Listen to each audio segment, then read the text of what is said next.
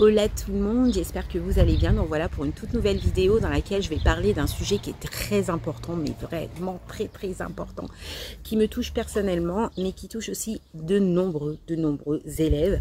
Donc essayez de rester jusqu'à la fin et d'écouter parce que aussi c'est aussi pour vous faire montrer à quel point cela peut avoir un impact sur la réussite de vos collègues ou de vous-même, etc. Donc je vais parler de l'anonymat. Cet anonymat va concerner quoi? Lorsque vous allez rentrer en établissement, c'est bien souvent comme ça que ça se passe, on va vous donner un code anonymat. Un chiffre, un code, des lettres, peu importe. Anonymat. Ce code, à la fois pour passer les examens, parce que du coup, il faut que vos feuilles d'examen soient anonymes, donc il faudra mettre votre code anonymat, mais à la fois pour voir si vous avez réussi vos modules, que vos modules soient validés, car une feuille après la correction, une feuille va être mise dans les couloirs ou autres pour savoir si vous avez réussi votre module ou pas. Et donc il va y avoir plein de numéros anonymat, dont le vôtre, pour savoir si vous avez validé le module ou si vous allez en rattrapage. Voilà, j'espère que c'est clair. Mais donc voilà, et donc ce numéro anonymat, je vous le conseille de le garder pour vous et ne pas le diffuser. Voilà, anonymat veut dire anonyme, veut dire personnel.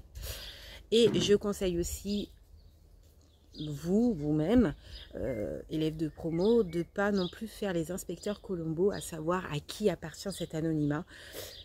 Pourquoi je dis ça? Alors, je vais vous parler d'une anecdote qui m'est personnelle, pour ne pas parler des anecdotes des autres personnes que j'ai eues encore même très récemment, qui étaient même, qui doutaient de leur formation et même voulaient abandonner. Je vais vous parler de moi et de mon expérience par rapport à ce fameux code anonymat. J'ai passé comme vous des modules, j'ai passé aussi cette formation d'aide-soignante et j'avais un numéro d'anonymat qui m'a pas été, dans laquelle ce numéro n'a pas été respecté au point de vue de mes collègues, de camarades de promo. Je ne vais pas généraliser, mais certains.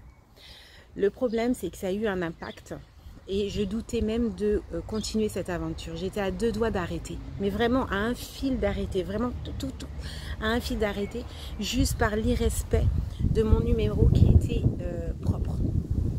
J'ai passé des modules comme vous, j'ai passé des examens comme vous, et mes résultats étaient affichés dans les couloirs comme tout le monde, dont il fallait regarder le numéro d'anonymat pour savoir si on avait les modules. Malheureusement, moi aussi, je suis passée en rattrapage et j'étais sous le choc. Quand j'ai vu que que mon module n'était pas validé, j'étais sous le choc. J'avais qu'une envie, c'est de pleurer, mais je ne l'ai pas fait tout de suite. Si vous voulez, j'ai regardé autour de moi. J'ai vu les élèves de la promo qui étaient contents, heureux, et ce qui est tout à fait normal d'être content et heureux de valider son diplôme, son module. Voilà, on travaille acharné, jour, nuit, stage, on cumule le stress. Et là, quand on voit qu'on valide notre module, on relâche, on pleure, on sourit, on rit, on est joyeux, on a juste envie de crier. Et donc, quand on est au rattrapage et quand on voit toute cette joie autour de nous, c'est très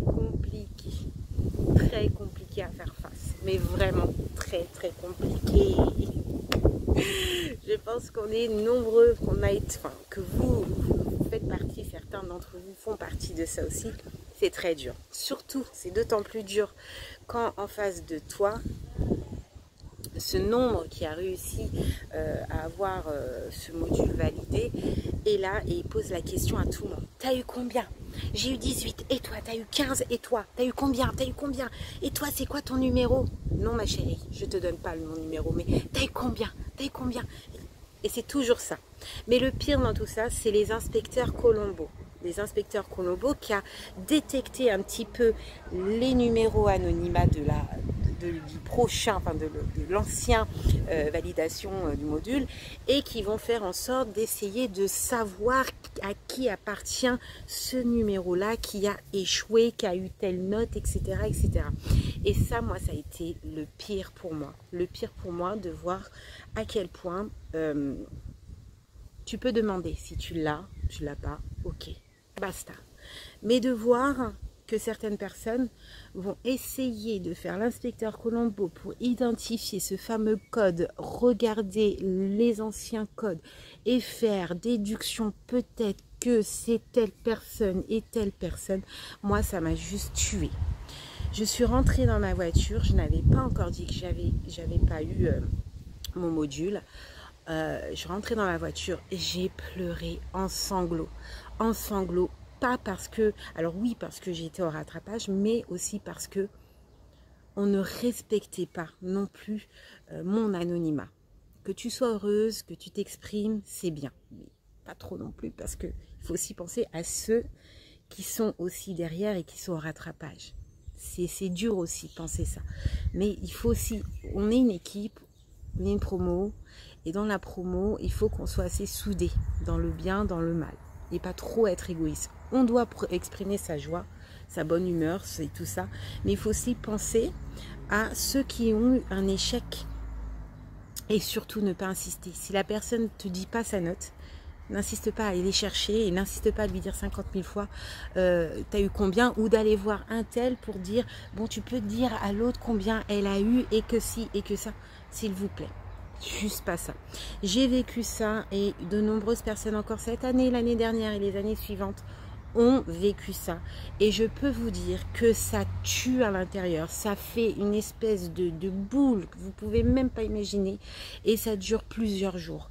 À la suite de ça, on perd confiance en nous, on a envie d'abandonner, on pleure en sanglots, on se dénigre, on se dit mais à quoi bon, de toute façon on n'y arrivera pas. Déjà le fait de passer au rattrapage, c'est très dur psychologiquement de se dire je vais passer au rattrapage, parce qu'on se dit bah, après si je le loupe, je n'ai plus aucune chance. Mais il y a aussi le fait que certains vont aussi se sentir plus haut, supérieurs aux autres par rapport à leurs notes. Sachez que quand vous allez avoir votre diplôme, il n'y aura pas écrit votre note sur le diplôme. Du moment que vous avez 10 sur 20, c'est bon. Vous avez 18, c'est très bien. Que vous soyez le premier, c'est très bien. Mais, sachez une chose, inutile de se sentir supérieur à l'autre, car une chose est sûre, c'est que le jour de votre diplôme, on s'en fout que vous ayez 18 ou que vous ayez 20. On n'en a rien à foutre. Du moment que vous avez validé vos modules, c'est tout ce qui importe. Et faites attention à ça. Vous êtes dans un métier où il y a énormément d'empathie, beaucoup de côté humain. Et c'est valable aussi pour la promo. Il faut être empathique aussi avec vos collègues de promo. C'est très important. Une bonne promo, celle qui va réussir, c'est la promo qui sera soudée dans les bons et dans les mauvais moments. Entraînez-vous au maximum.